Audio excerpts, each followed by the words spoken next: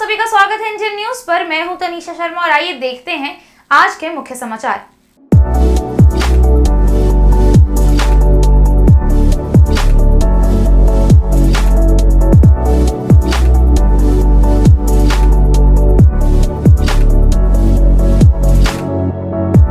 पड़ोसी राज्य महाराष्ट्र से आई ईडी की टीम राजनांदगांव शहर के नंदई चौक स्थित एक सराफा व्यवसायी के यहां लगातार 2 दिनों से जांच पड़ताल कर रही है। छापेमारी के दौरान सीआरपीएफ के जवान व्यवसायी के घर के बाहर तैनात हैं।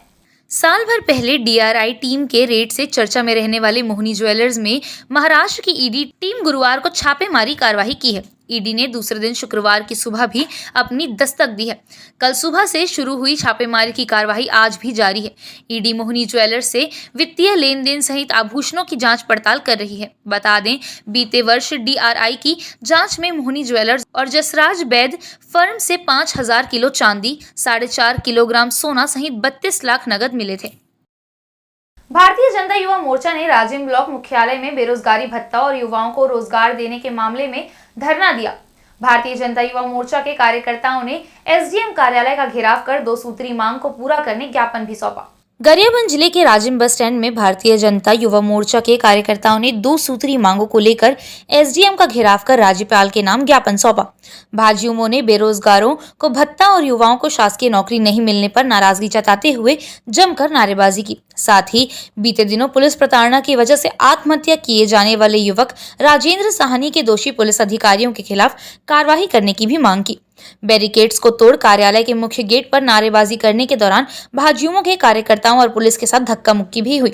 धरने में शामिल पुलिस प्रताड़ना से मौत युवक की पत्नी भारती साहनी ने पुलिस प्रशासन पर दोषी पुलिस अधिकारी और कर्मियों को बचाने का आरोप भी लगाया है। जनता युवा मोर्चा जिला गरियाबंद के नेतृत्व में आज राजिम विधानसभा स्तरीय 1 दिवसीय धरना प्रदर्शन और एसडीएम कार्यालय घेराव था, जिसमें से हमारे 2 प्रमुख मांगे हैं। एक तो युवाओं को बेरोजगारी भत्ता देने के लिए, जिन्होंने 2018 में कांग्रेस सरकार ने जब सत्ता पाने की लालसा से लोक लुभाने वादे किए थे और 2500 रुपये बेरोजगारी भत्ता देने का वादा किया था, जो आज पर्यंत अधूरा है, आज पर्यंत पूर्ण नहीं हुआ है। 46 माह चल चुका है और एक स्थानीय राजिम मंडल के एक हमारे युवा साथियों को पुलिस के बर्बरता के द्वारा उत्पीड़न करके उन्होंने मजबूरन आत्महत्या किया, जिसके कारण हम मजबूरन यहाँ पर आज एसडीएम कार्यालय घेराव कर रहे हैं। आने वाले दिनों में ये उग्र आंदोलन का स्वरूप लेगा और आने वाले दिनों में अगर न्याय नहीं मिलता है युवाओं को और पीड़ित परिवारों को, जिला गरियाबंद के युवाएं जो 47,000 हैं पंजीकृत युवा बेरोजगार, वो सब चले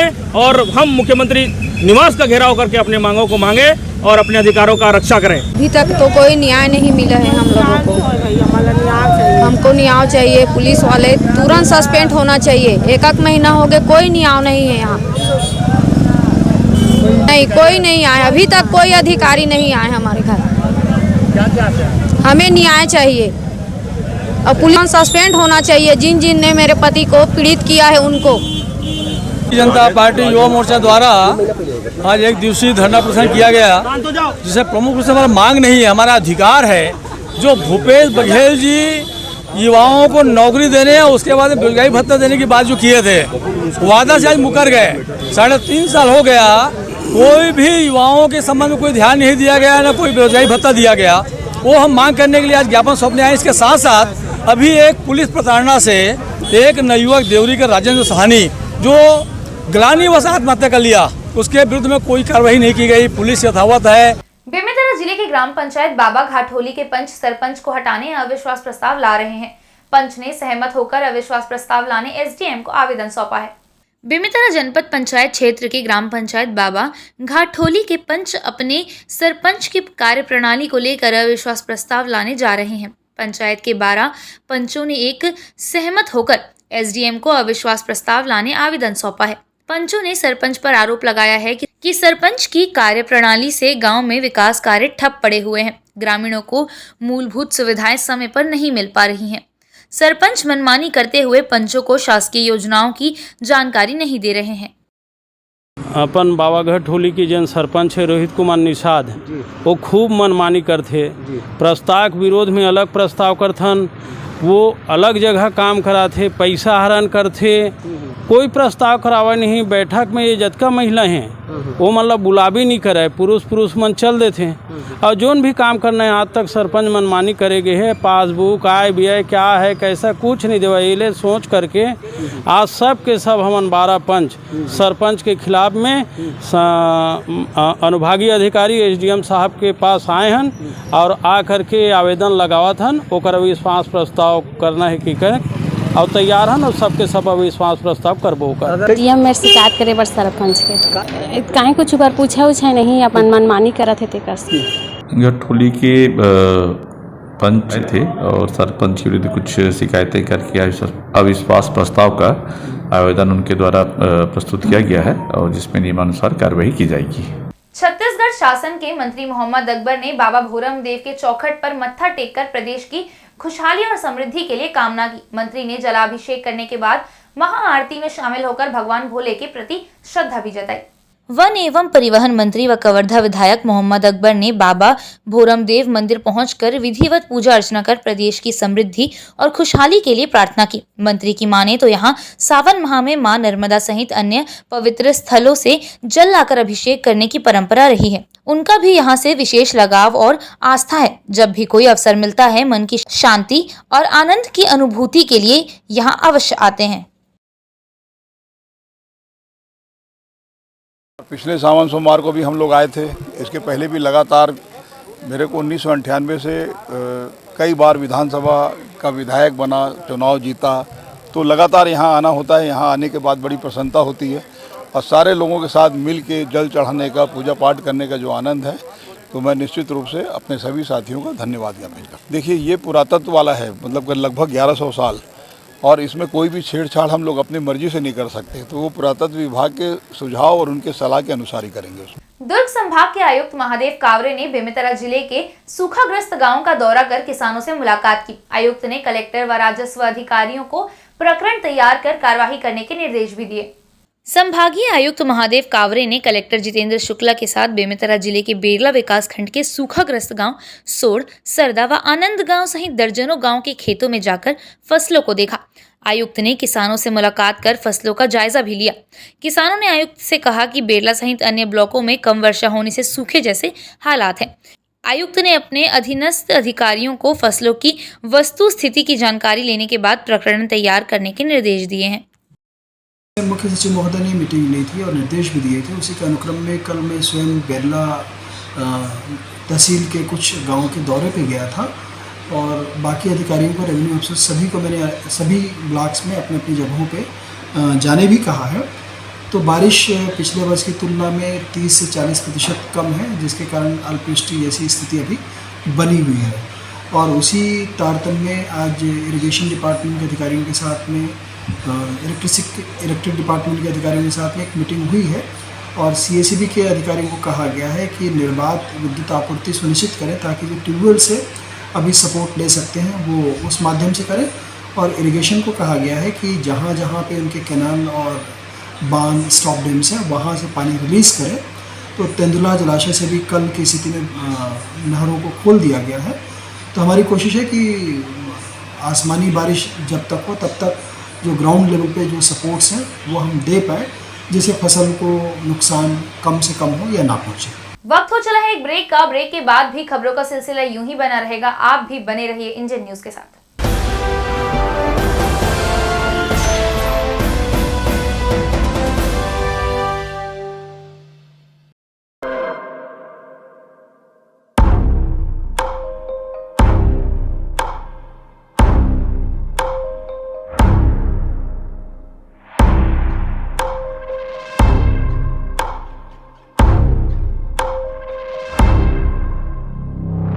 प्रशिक्षण जो रोजगार दिलाए। Computer hardware, mobile servicing course, electronical course, electronics course, refrigeration, air conditioning course, छात्रावास की सुविधा। Indu technical institute, T market power house, जिला दुर्ग, छत्तीसगढ़। Mobile number 9827194279, 7415674157। ये है इंदु ब्रॉडकास्टिंग प्राइवेट लिमिटेड और आप देख रहे हैं इंडियन न्यूज। हर पल, हर क्षण, हर सच।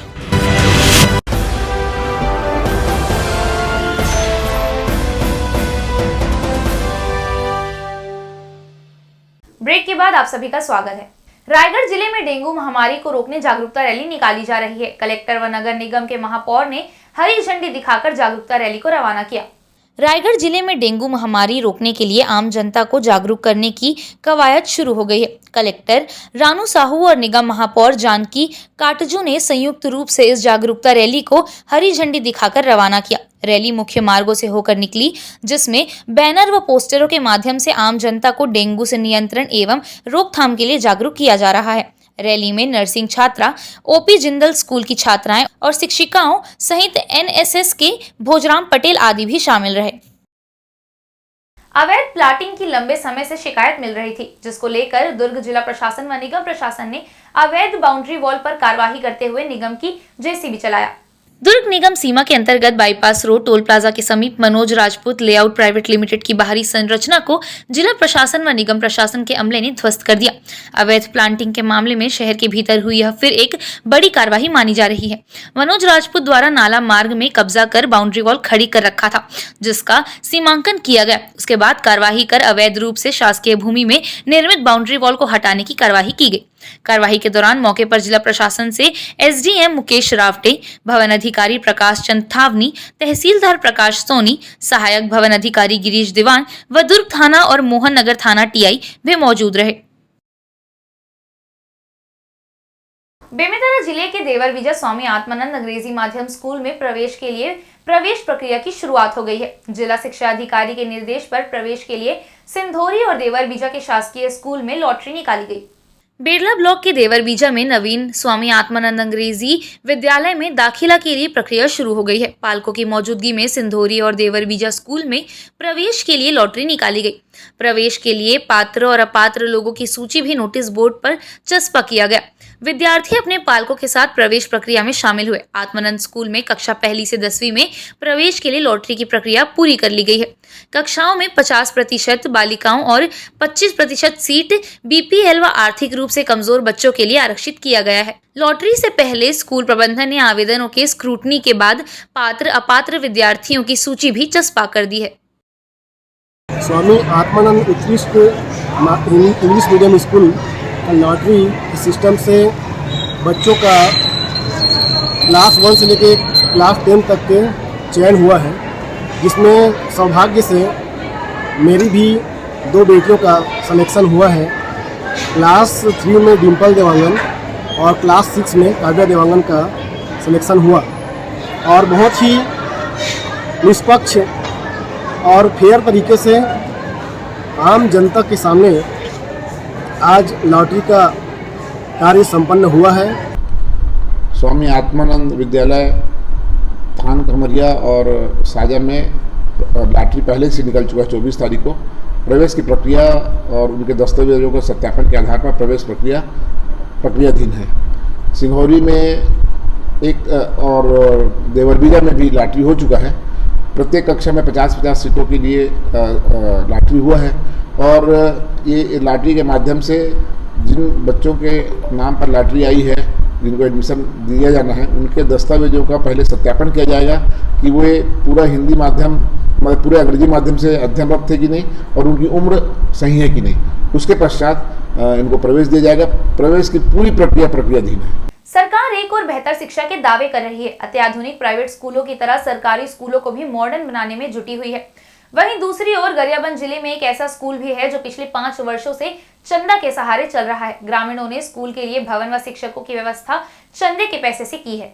मिट्टी व कवेलू से तैयार कच्चा मकान दिखने में भले ही सामान्य झोपड़ी लग रही है, लेकिन यह मैनपुर ब्लॉक के बीहड़ जंगल में बसे इचरादी गांव के ग्रामीणों के लिए शिक्षा का मंदिर है। इस गांव की आबादी 150 की है, जहां 32 बच्चे पढ़ाई कर रहे हैं। प्रशासन से लगातार मांग के बाद भी जब स्कूल नहीं खुला तो ग्रामीणों ने चंदा इकट्ठा कर मिट्टी का कच्चा मकान तैयार कर शिक्षकों को मेहनताना दे रहे हैं।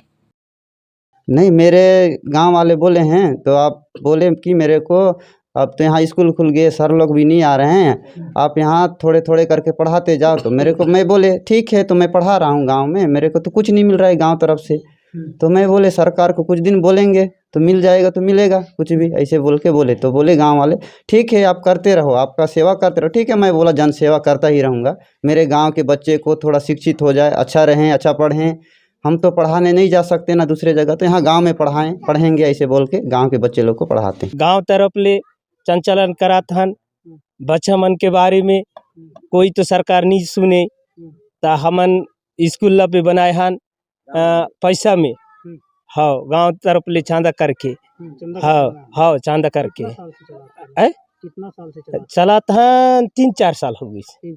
हाँ हमन मान पहली जाके मुख्यमंत्री तक लेके वन मंत्री ब्रिजमोहन अग्रवाल वहाँ जाके आरबीसी खोलिस, आरबीसी खोल के 3 साल चले आरबीसी स्कूल। ओकर बाद सब सामान मिल के ओकर बाद बंद कर दे रही। बंद करने के बाद फिर गांव वाला हमार सब गांव वाला बस्ती के सब आदमी होके फिर ये करके स्कूल कैसे छोड़ दे बुका के ज़बरदस्ती करके आए के हमार मान तुरंत ही स्कूल बनाए हन अपने मेहनत में बनाए के। गांव के लड़का मन कोई पढ़ी नहीं हमारे गांव के, बाहर जाके वही लड़का मन ला फिर यहाँ पढ़ाओ और लड़का बच्चे मन ला शिक्षित करो। कोई दिन भी तो बन ही है कि हमार मन ज़बरदस्ती में मतलब गाँव ला आगे बढ़े ला कोशिश करे हैं।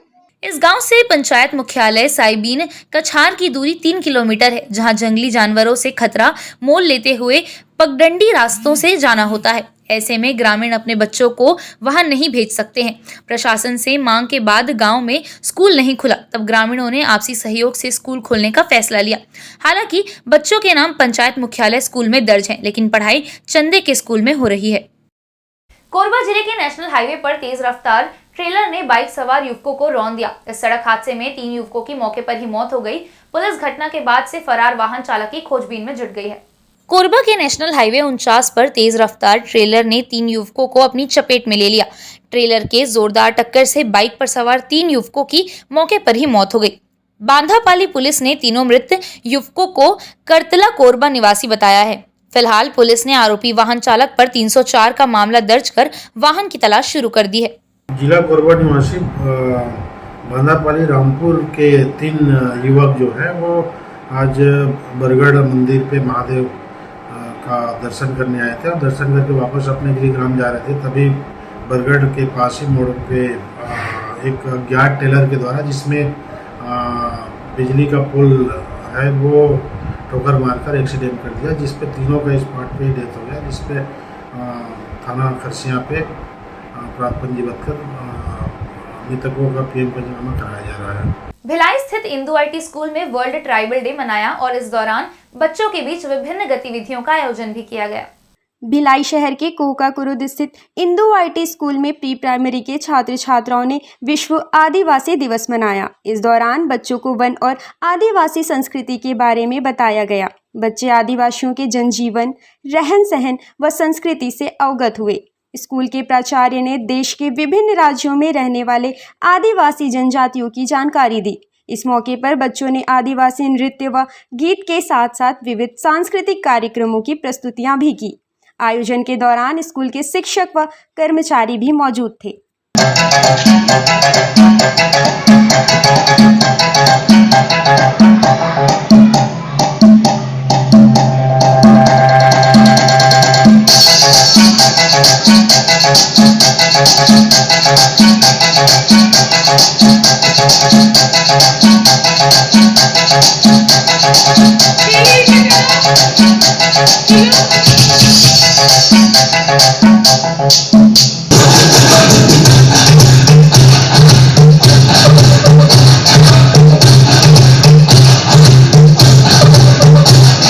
इस बुलेटिन में फिलहाल इतना ही। हम फिर मिलेंगे आपसे हर पल, हर क्षण, हर सच के साथ। नमस्कार।